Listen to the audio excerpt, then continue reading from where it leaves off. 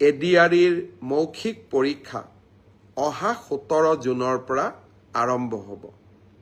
আপোনালোকে জানে ADR third grade অৰ্থাৎ তৃতীয় বৰ্গৰ বাবে যিসকল উত্তীৰ্ণ হৈছে তেওঁলোকে 3টা পৰীক্ষা দিব লাগিব।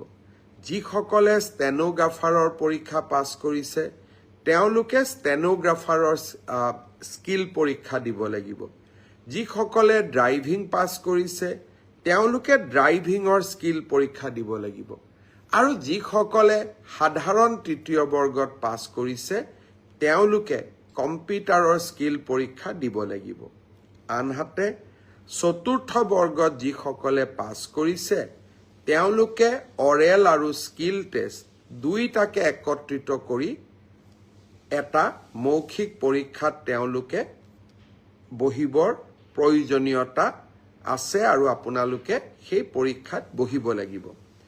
মই আশা কৰোঁ আমি জুলাই মাহৰ 15 তাৰিখৰ আগতে এই মৌখিক পৰীক্ষা বা স্কিল পৰীক্ষাৰ গোটেই পৰ্যায়টো শেষ কৰিম আৰু মই আগতেই কৈ অহাৰ দৰে